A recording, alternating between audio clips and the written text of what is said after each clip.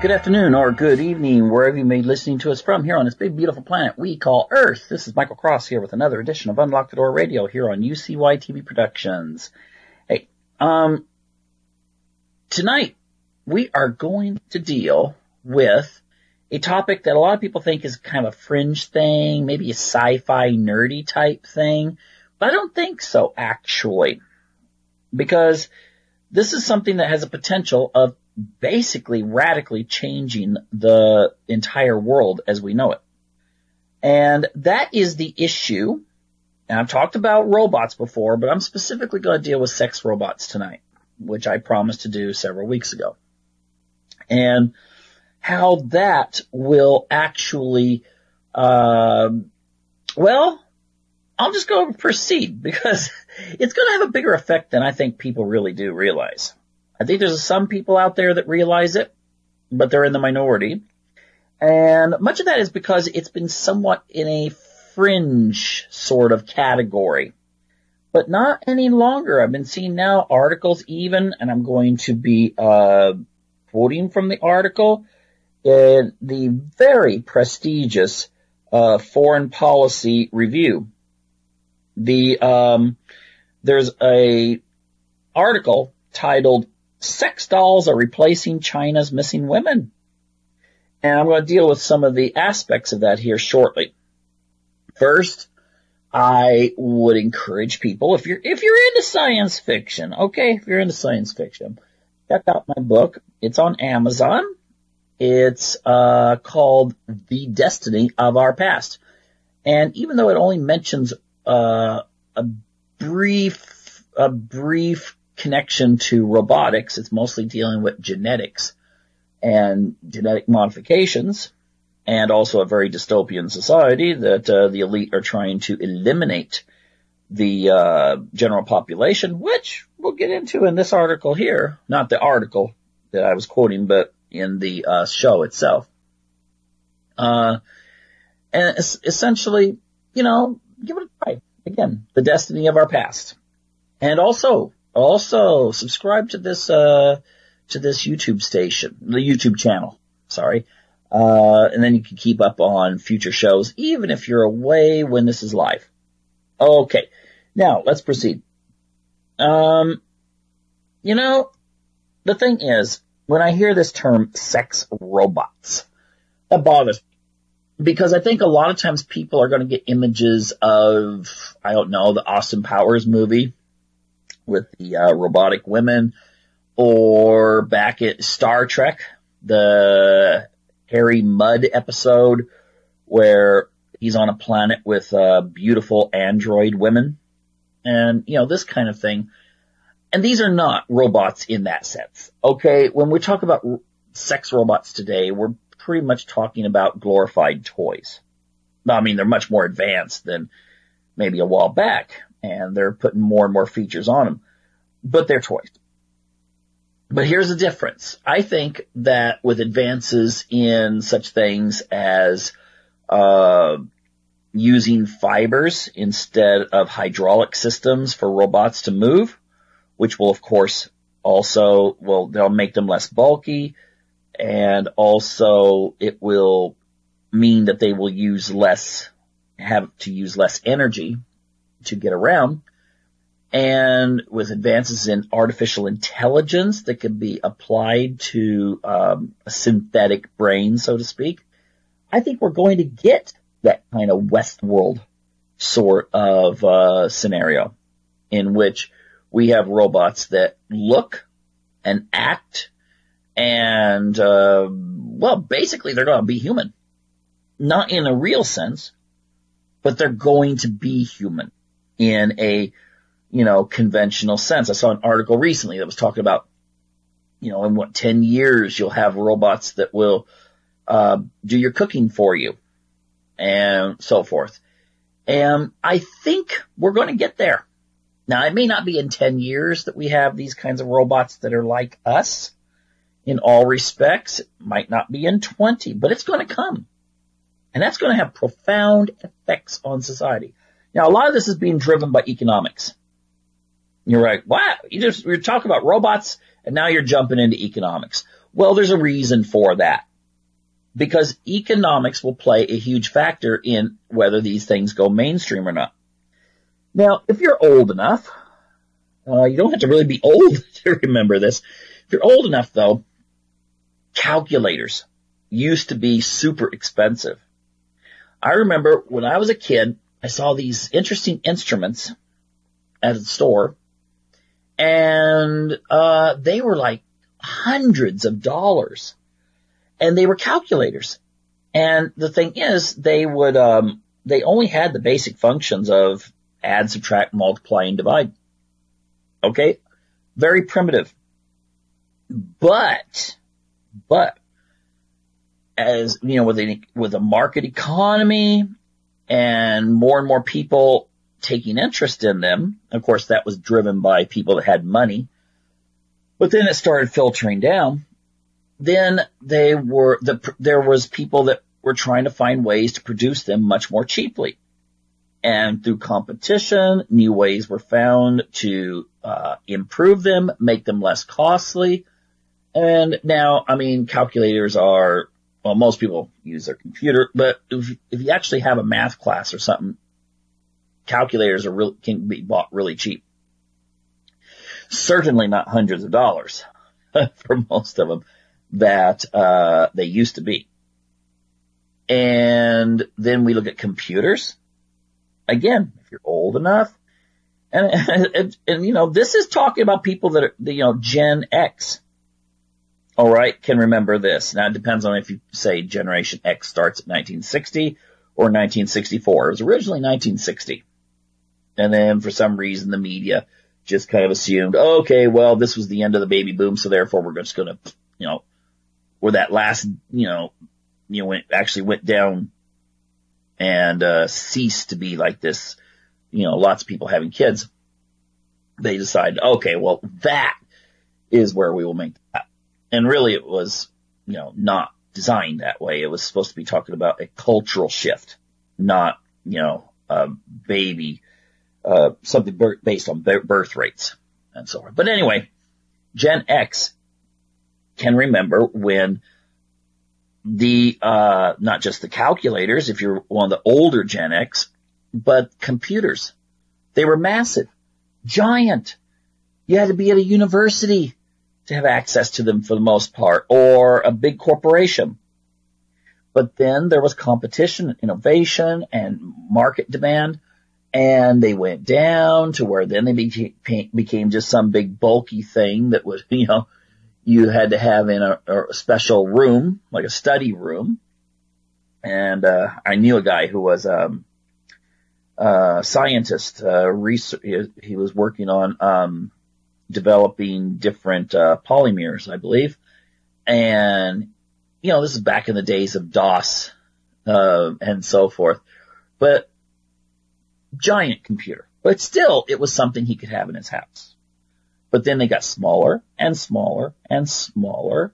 And I've heard predictions that eventually computers you'll be able to have a small, like a iPad or whatever type computer that will be very, very cheap, and it could be as thin as like paper. So I feature that actually in my science fiction novel. But the thing is that same stuff's going to happen with all this stuff about artificial intelligence and robotics, and especially because sex sells. And so research into sex robots will be something that the market forces realize will be really big. I mean, they'll be really big. Because there's people out there that just, well, sex is something that's quite biological, but for the most part, human beings kind of divorce the idea of the reproduction part from sex. I mean, that's not very natural, and it's an aspect of our modern society, or at least the conditioning that we've received from our modern society. But these robots will become very, very, very popular. And I think what's going to happen is they're going to be mostly popular with men. And we'll get to that shortly. But anyway, now we're talking about this article in Foreign Policy. And again, look that up. Sex dolls are replacing China's missing women. You'll find it very interesting. But because of the one-child policy and the preference for male children, you have a situation now where there's a large number of men in the marriage age years who there's not enough women to go around. And, China's a very traditional country. A lot of the alternatives that maybe Europeans might think could satisfy this need are not available there. Again, it's a very traditional society in those respects. But, ironically, the thing with the sex robots and stuff is not something that has been, put down. And so there is this idea that's put forth by this article that this could actually solve some of the problems that would be associated with just not enough women for these lonely men. Now, of course, at present, I don't know if these are going to satisfy, emotional needs. I think they will eventually. I think innovation, you'll have robots that will interact with you emotionally, that you can have a conversation with. I've actually seen some programs where, not TV programs, I mean, some programs that have been demonstrated that you can have like artificial intelligence that responds to you in an actual manner. Like there was a screen I saw it demonstrated where it had like a little boy, and the little boy is having a conversation with you, but the little boy doesn't exist. This is part of a computer system, but he reacts emotionally. He talks with very good verbal skills and so forth.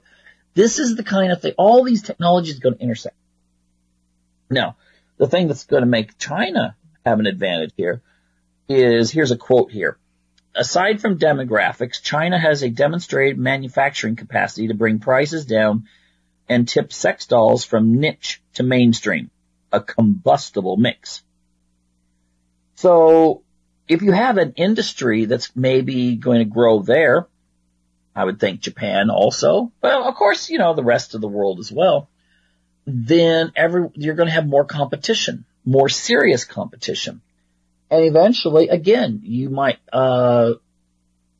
get to that point where you could, hug one of these things.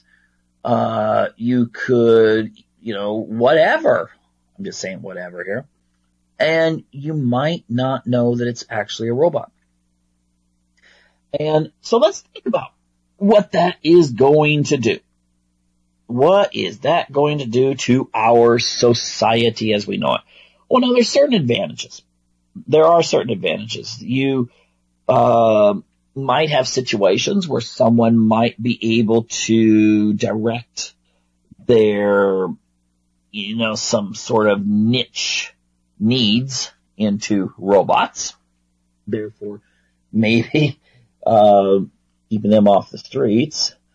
And pressuring or harming or whatever other people. That's a huge controversy. That is a giant controversy. The other advantage could be that maybe you could say that someone, if they're not like just horny and wanting to go out and find a mate and maybe not be the kind of person that wants to fully emotionally commit to that person, so therefore just using them for sex until they're tired of them, robots could be a much better alternative to that. But I think what's going to happen is this. I think that men will use these as alternatives to actual sex with human beings and the need for getting a relationship going. Now think about it. If you get to the point that these kinds of toys are much more advanced to where they're almost, or maybe not even, distinguishable from human beings. You've got someone who you can program a certain way. You can change the program. You can have someone that won't argue with you. You could have someone that, in kind of a theoretical sense, if let's say you're a single father, could take care of the kids. and also be a, fantastic sexual partner. And the thing is that I think that this could add, and also I forgot, they don't age. Okay? They do not age, and they don't get sick. So this could be something that men will think, oh, well, why should I bother otherwise? And they might actually, here's another thing, they might actually get one of these robots thinking, yeah, but I'm still going to date. But then there's not that real hard need to, seriously try to find a companion. And, with all of the debates that have taken place about pornography and is it harmful, is it not harmful, the one thing that I think cannot be argued is that many men, maybe some women, substitute pornography for real sex, be it with their partner or, trying to find someone to create a relationship that then they could have physical intimacy with. Now, I'm not saying that women don't look at porn. I'm just saying that there's far fewer of them that use it as a substitute. They use it as a distraction, a recreation. While there are many, many, many more men statistically who use it as a substitute. Well, why wouldn't this be the same thing? And that is going to, again, create a birth rate drop. Now, if you've got countries already experiencing problems because they have too low of births, and, you can't just magically snap your finger and say, well, where are we going to find a 25-year-old college-educated Japanese person to fill this job? Then just think about what it's going to be like when you don't have a birth rate that hardly exists. Because these things will be something that will be quite irresistible to many men. And, of course, it's going to be something women will get to, but like I said before, it's something that will be more of a recreational thing, a supplement, like a sex toy or something like that, not a substitute. Women like relationships. And so, that's natural. You start a family. I think men actually like relationships too, and they want to start families. But I don't know if our society maybe doesn't really prime them for this in the same way that women are. I don't know. There's a lot of debate on that, which things are genetic and which things are cultural constructs. But I will say it my just anecdotal evidence here that talking to women that are young, like in their 20-ish, and men who are 20-ish, I generally do find that more women are like, oh yeah, I do want to have a family. Even if they're career oriented, they're like, okay, I do want to have kids. Whereas guys, often you find maybe 1 out of 4 that are like, oh yeah, I definitely want to get married and have kids. The others, it's sort of a, well, maybe, and that could have something to do with biology because women, of course, only reproduce up until around 40-ish, whereas men can reproduce continuously. So maybe there is a biological thing in there. I don't know. But I will say this, that this pool of men already that's wanting to get married is tightening, especially amongst the college-educated women. Because, I don't know, maybe they want someone who is at the same level as them, or they won't date them, or the guys maybe feel a little intimidated by someone that has a master's degree in whatever field. I don't know, but it is something there is an inverse relationship between your dating success for women and marriageability. I mean, or and education, I should say. I should also say marriageability, inverse relationship too with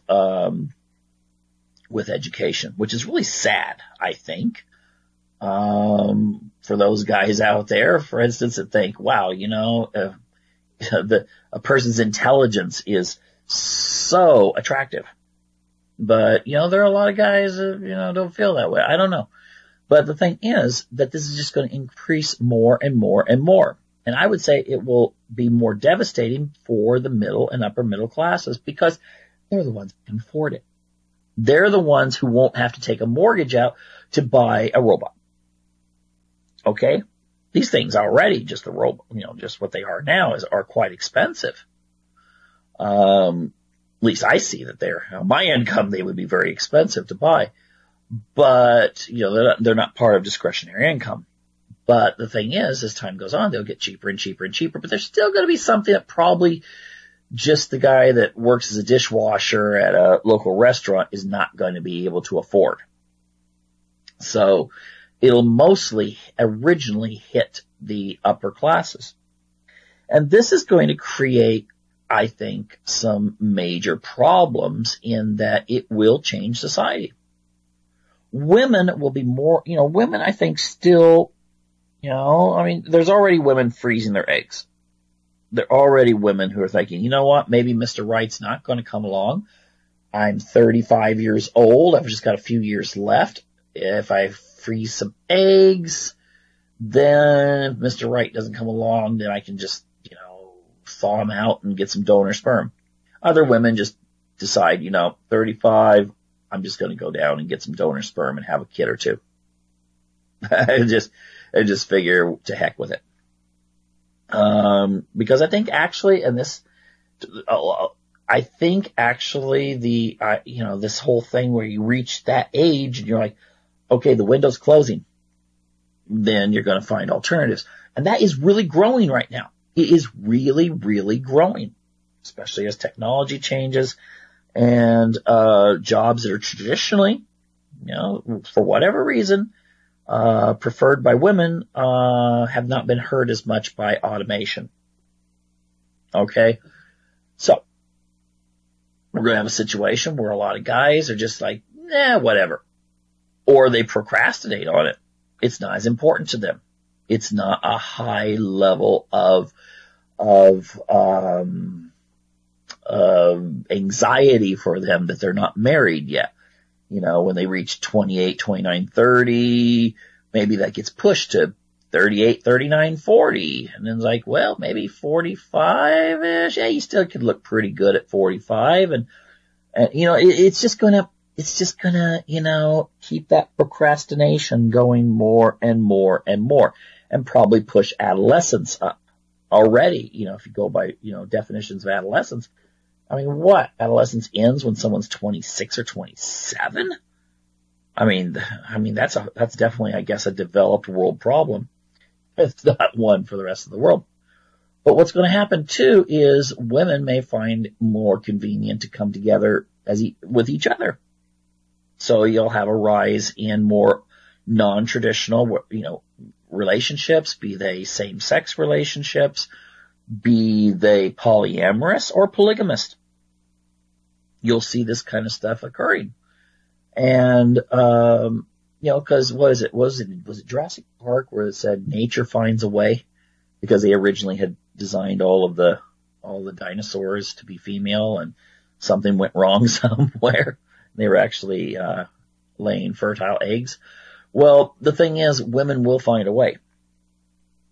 All right? And so this sex robot thing is not going to, it's not going to stop. It's not going to stop. Excuse me, a little dry in the throat there. It's not going to stop women from seeking to have children. They'll just have to find different ways. It's not going to stop women from forming relationships. They just may have to find alternative ways. All right. This is quite possible that it will happen. I think that with robots, people will be more experimental, especially as they get more lifelike, more human-like. So this could actually change. This could actually usher in an era where you see more people experimenting with members of the same sex. Because with a robot, it wouldn't be something that was it wouldn't necessarily be something that was threatening. It wouldn't be something that, oh my gosh, now what do you talk about afterwards, type of thing. So you could see people that would consider themselves heterosexual suddenly thinking, oh, well, this would be something interesting to try with a non-human partner. So this could actually change sexual orientation the way we know it in society. Also, it's going to change things when it comes to eugenics. I've said this before. If more and more women are going to have to seek non-traditional means of having kids, then what that's going to do is lead them to the path of starting to associate pregnancy and conception with going to the doctor and doing something that's unnatural to get pregnant. Okay? Artificial insemination, IVF, that's not exactly, the normal way of having kids, but more and more women are doing it now. And it will increase. It will drastically increase. I still don't think it's going to catch up to the birth rate, though. Catch the birth rate up if we have these robots. Because here's the thing. If, let's say, two women just decide, okay, let's get married. Usually, from what I've seen, only one of them has one or two kids. There's some cases I've, read about, seen, even talked to women who are in same-sex relationships where they decide that they're going to have, each of them will have one kid or something like that. But still, the fertility rate for a same-sex couple as opposed to a heterosexual couple is far less.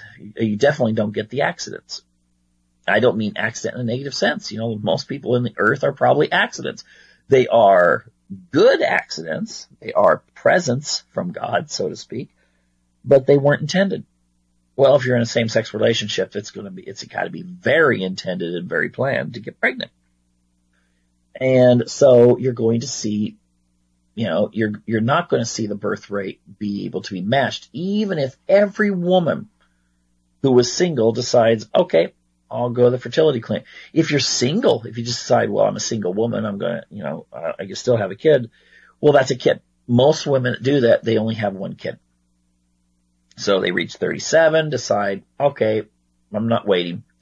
They go in, they get pregnant once. I have to say, it's much more difficult to handle, a child if you're just one parent. You can be very loving. You can still turn out a wonderful child. But think about the fact that when you've got, a stomach flu and the kid is like, hello, mom, I need some, at least most of the time, by the time, you're starting to get well, maybe your partner is getting sick and they can, there's always one, husband, wife or whatever that can take care of the kid. So this will create a much smaller society, one that will start off with like a eugenic type approach to having kids. Oh, I want the best donor. No one goes into a fertility clinic and just goes, oh, as long as it's healthy, that's okay. No, if you've got to go in and shop for one anyway, you're going to shop for the very best. And then when very best doesn't cut it, then it'll be, oh, well, if we can just do a little bit of genetic alteration, we can make sure your kid, fill in the blank, has these traits. And so all of this is going to lead to a society that is far, far different than what you see in these science fiction movies. It's just like, oh yeah, we're just humans living normal, what was it, like Star Trek: The Next Generation.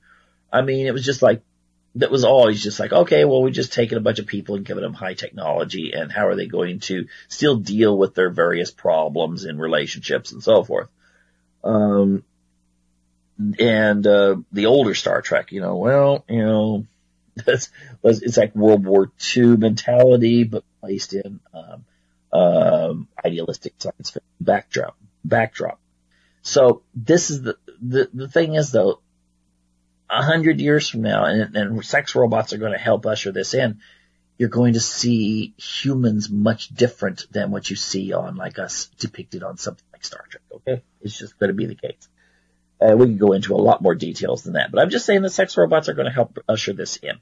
I am going to deal with kind of an interesting subject that maybe a lot of people have not considered. At least the media seems only just now to start really dealing with issues relating to the future. And that is, could the whole trend towards automation of the workplace, in other words, replacing human beings with robots, could this actually be what leads us into communism? Well, let's examine that for a moment. Before I begin, I'd encourage people to subscribe to this channel so you can keep up on shows in the future, browse through, check out things however you want. And also check out the website linked at the bottom. And also, again, one more thing is I'm going to make a plug here for my recent science fiction novel, The Destiny of Our Past, which ironically deals exactly, at least that's one of the subplots, deals exactly with what we're talking about now. What would happen in a society that regular people don't have to work anymore? And whereas my sci-fi deals with the idea of creating a genetic slave caste in order to accomplish all the dirty tasks of society, robotics may be what we're looking for in the future to do the same thing. Now, how in the heck can robotics usher in a communist revolution? Well, I don't think it's going to be because someone creates a whole bunch of robots and arms them with red flags and bayonets and actually storms various parliaments and legislative offices around the world. I don't think it'll happen that way. But what could happen is this, and it's interesting because Marx actually even recognized that automation was making work much easier for the masses. And that is this. The Industrial Revolution made it to where we could create the items we needed and wanted in mass quantity. And, you could do it much easier, and you could do it in a conveyor belt or assembly line process. And this meant that consumer items that normally would have only been something that the rich had access to, now the poor could have access to. And if you look at that, now think about that.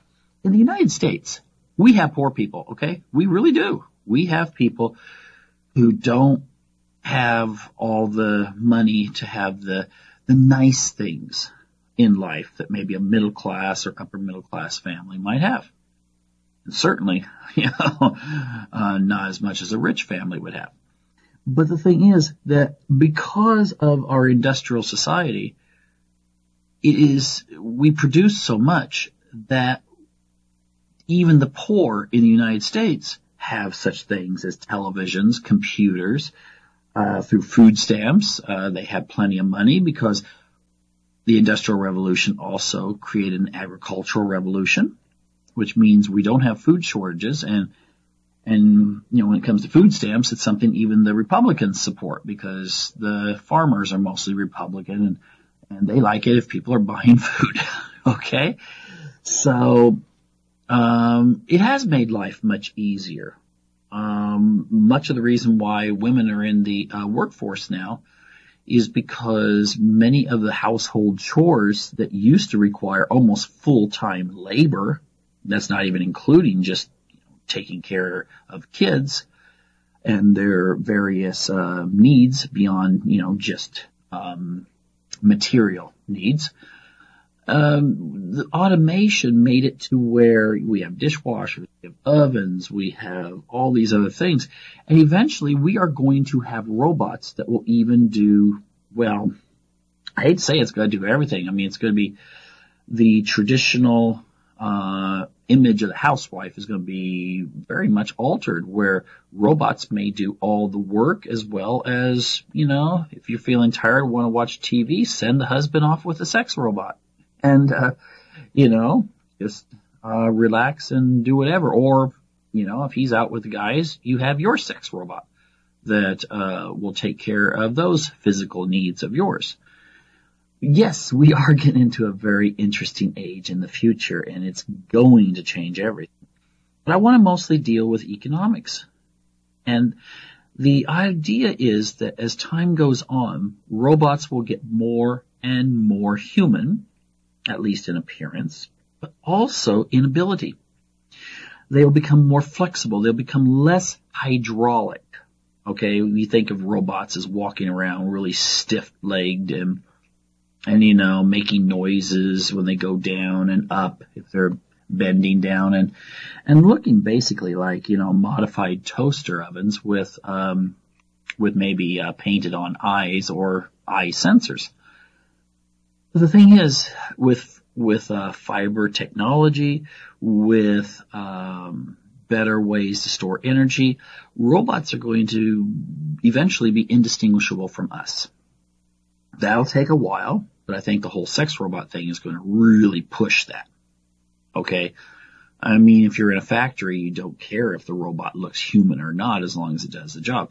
But if you for aesthetic purposes, you can buy yourself assembly line robots that look like human beings. That might be more cool than just having plain old white or whatever painted sorts of appearances on your robots.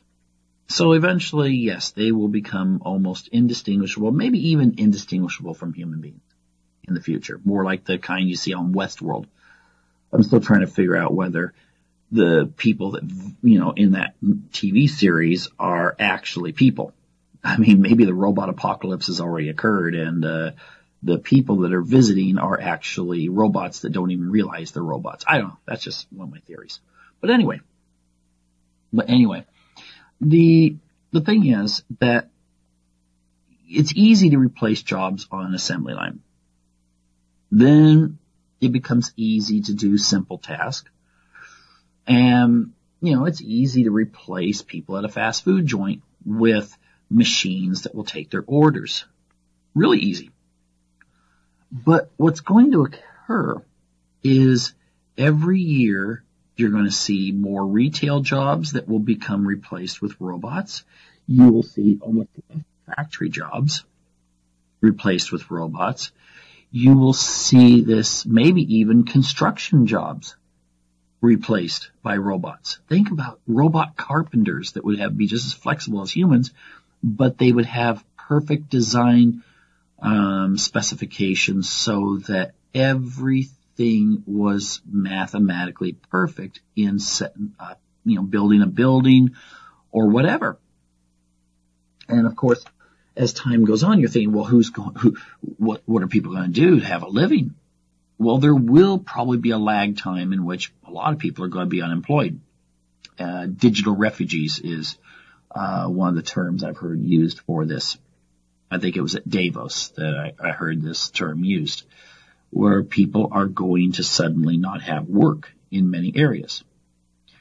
But you got this idea of the guaranteed income, to where maybe you'll have a situation in which eventually, in order just to make sure that people have something to do and money to be able to buy stuff, but not being completely idle, which would not be a good idea for a society either, would be to give people a guaranteed income in which they buy the products that would be manufactured probably by a series of monopolies or oligopolies, giant industries that would control the production of goods, services, and agriculture. And then those industries, their products would have taxes put on them to where when you buy something, like a value-added tax, it would go into the government and then be redistributed again. So it would be like taking out all the middlemen. Okay? Taxpayer, tax collector, just everything would go automatically back. And it would be like the water cycle. When water evaporates, it condenses, comes back down as rain. It evaporates, condenses, comes back down as rain. And this would be the same system. And therefore, you might still need a few people within certain professions. And you're thinking, well, what about the people that go repair the robots? Why do you need people to repair robots when you have robots that will repair robots or manufacture robots? Now, the idea that communism actually promotes, most of us think of it in the context of the how it's been practiced. The idea that you have a violent revolution, you have a dictatorship, allegedly in the name of the proletariat, but it never works out that way. Government takes control. You have a certain class of people within government that has everything it wants, and then everyone else, is subjugated to whatever their desires are. But in a utopian way of looking at it, which Marx, of course, didn't know how fast technology was going to advance, but the Marxian ideal is a society that would look like this utopian, think about all those, that image of the Greek gods just kind of sitting around, really having everything given to them and not having to do much else except, of course, looking at their creations and so forth and living their lives through, or the eternal lives through their creations. Now, here's what I think could happen in regards to communism. And that is, you'll have, like I said, you'll have the state that'll be, working with the corporations to create the products by which people will buy, and they won't have to work. They'll be free. And with that free time, they'll be able to look into maybe hobbies they might like to do, or crafts, or there's still, in theory, there'd still be like these little businesses people could set up and make things that are very creative, that maybe, in the same sense that maybe if you go to a hippie festival at Shasta, in California, or the Oregon Country Fair in Veneta, Oregon, you can find stuff that's unique for a craftsperson that works there, and who makes something, and that this is not something that's been mass manufactured, that everyone has. And so this could be the new ideal. And of course, this would be the ideal. I think it would be interesting, because I think it'll go further than this. I think you could get a situation in which all of a sudden humans become so focused inwardly in such a society that, yes, you would have overindulgence. Maybe people would, there could be a lot, maybe most people would prefer to spend their lives in virtual reality, and really not doing things beyond that. So if you think of those scenes in the very dystopian movie Wall-E, it's a cartoon, it's cute, but it is very dystopian. Okay, it is a very dystopian movie. But everyone's on these spaceships, and they're obese, and they just kind of, the robots are doing all the work for them. I think a lot of people would just be satisfied with that lifestyle. I think those people that did want to have kids, they would do so, but you'll see a situation in which you'll have genetic engineering so advanced that, along with this perfection of the machine, we'll go for the perfection of the human machine itself. I also think that we'll go into this idea I was talking to a young woman today, and she was complaining about a bone spur or something she had in her foot. And I made a joke that, well, maybe in the near future you can just cut your feet off and put artificial feet on. And she says, I cannot wait until that day. She had studied this kind of stuff too. She knows this is what's coming. And I remember seeing a picture when I was looking for something for on cover for a video, and it shows a woman, and she has no, you can tell that on one of her legs, her foot is gone. I mean, but there's a mechanical attachment, so you can't tell whether her leg is mechanical or it's natural, but it has a mechanical attachment, and she's trying on different feet. And you might think, this is ridiculous. Come on, this is, come on. But you know what? It will occur. Humans are going to start adapting to the idea of modifying themselves. And if you ask the average person, would you do it? I'm starting to see, I used to ask this question of young people.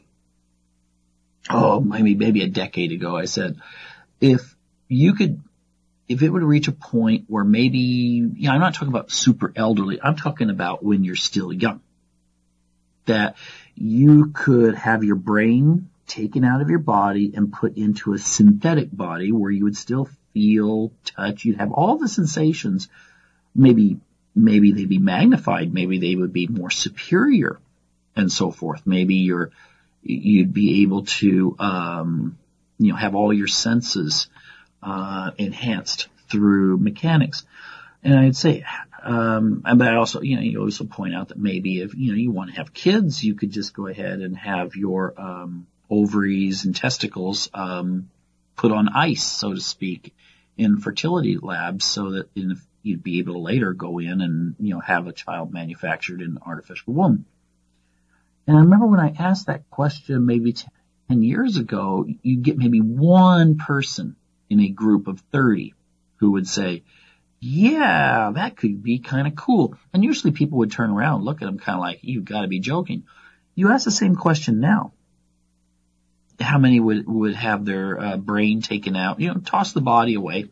There was it wasn't a very good science fiction movie. I remember watching a science fiction movie where the aliens were like taking the brains out of people to put into like these other, to control their robots or something. And then they would throw the bodies down into this pit. I didn't like the movie very much. It didn't come out any sequels to it, I don't think. But the thing is, how many people would throw their bodies away and get the synthetic one? And now you get a large number who are like, it sounds cool to me. And there's only a few people that say, no, I wouldn't do it. Now some say, well, I'd wait till I was older. Maybe I start hitting, old age, then I would start. But a lot of them are saying, yeah, I would do it for sure. And so we could have this like system where you don't go to work. So you have all this time to spare, and you can just start contemplating all of these things you could do, whether it's to get a new high or to be creative or to see where you can, take yourself to. And this would be a communist system. I remember reading an article about welcome to the future. I don't own anything. It was from an economic, it's from one of these economic seminar type organizations that usually only kind of the elite people read. I mean, find the stuff on the internet and it's not secret. I mean, a lot of times it sounds crazy when you throw some of this stuff out there, but it's out there on the internet and you don't have to go to, I don't like using the term conspiracy site or anything like that, but you don't have to go there. You can just actually find the stuff. And, you can have a situation where people don't necessarily want to own a car. They could just, use it. Like in some communities in Europe, at least they used to have like bicycles that you could either rent, or I know Amsterdam used to. I don't know if they do now, but Amsterdam used to be able to, they had so many bikes, you could just grab one and ride to a destination, park it, and then go do your thing. And, whatever. I mean, it was just these bikes just kind of circulate around the city. And this could be a way that communism would exist then. And maybe you wouldn't even own your own home. You would just be like, for a while I would like to live here. Maybe I can trade. Maybe I want to live in Portland, Oregon for a while. But then I want to trade and maybe live in San Francisco. Well, the idea could be that maybe there's someone in San Francisco that would like to trade with you. And again, this robotic culture would probably create a certain level of uniformity. So again, there would be people that would want to live more of the natural way. But maybe the robotics would actually give them the ability to. Maybe they could come up with something creative. They add that to their guaranteed income, and then they could own a regular home instead of living in an apartment in a very well-planned city.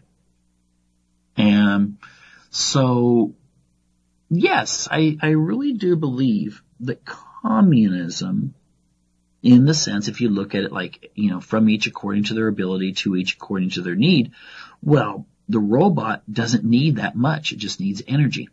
The robot just needs to be created, and then it'll do the work that you program it to do. And so in this new society, it's a communist society, but it's a society in which everything will be, all your jobs will be probably, there'll be a certain type of look you'll have for a police robot. You'll have a certain look for a some sort of waiter or waitress type robot. You'll have different types of looks for this and this and this. So you'll have a certain variety that will be produced. Within the human population, you may have this kind of Atlantean or pre-flood ideal human being because of genetic engineering. But then again, the genetic engineering would be making you to where you could be that you're just growing healthy, and you grow a healthy brain to a certain age, and then you have that brain harvested and put into a machine.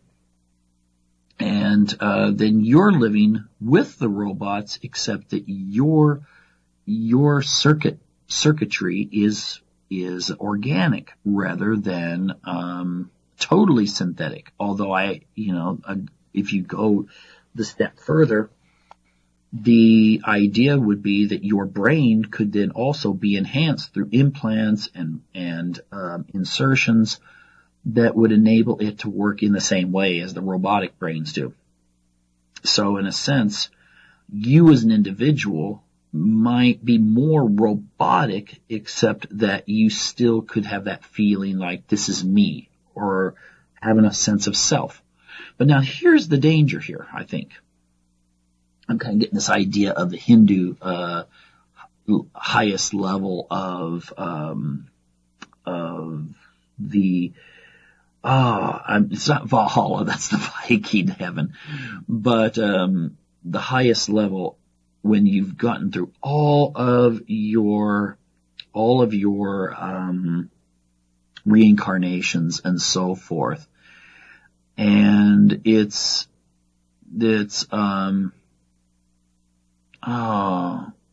now I have the words right in front of me, but I wouldn't pronounce it right. And what is it? Nirvana? Is that what it is? Nirvana? So the thing that could be is you as the individual, because usually the individual and communism are two separate things. The individual asserts itself against collectivization, against communism. Well, if you've got all these implants that connect you to artificial intelligence and a brain network, you might eventually, maybe the first year that you're connected to your synthetic body, you're just like, yeah, this is me, this is kind of neat and everything. But then you start putting the implants in, and at some point you could make the decision just to kind of go online and just kind of merge with everyone else. And therefore, your individuality wouldn't mean that much to you. You'd still maybe feel a little bit of your personal consciousness, but then as time would go on, you would give up a little bit of this until finally, I mean, this sounds very scary, and it kind of points to my newest book, although I haven't gotten it out there yet, is that at some point you just kind of don't care, and you just kind of eventually just fade into the giant cosmos of this new system. So you as John or Pedro or Maria or Nancy or whatever, you cease to really exist. In a sense, you don't die in the traditional way. You just cease to be an individual, and eventually you're just kind of, I mean, it's hard to describe. You just cease to be who you are. So yeah, in a sense you're dead, but in another sense you're still kind of there. You may be perceiving something, but you may perceive your reality through someone else's eyes at the same time you're also perceiving it through someone else's and someone else's, and where does the individuality exist at that point? Again, I don't think this is going to be for everyone. I think that there will always be people who will just kind of decide, I want to be just regular old human being. All right? And that's fine. And there will be others, they'll be human, but they may take implants or do various forms of modifications. And then there will be those that'll go fully towards hey, robots, you can't beat them, join them. And they'll become either, cybernetic, or in a sense, they will be completely roboticized and just merge into some sort of giant intelligence. The thing is that this could also, this giant intelligence could eventually even take on the concept, and I know people are talking about this out there right now, is that it could take on more of a God-like sort of appearance or importance in people's lives. Maybe your final stage towards reaching your godhood would be akin to a technological nirvana, in which you finally just kind of like, yes, I want to cease to exist as an individual. I want to be part of this kind of merged collective entity. And, this could really, really be a society that we've never seen before. You would not have coercion, I don't think. I don't think you would have any kind of, cage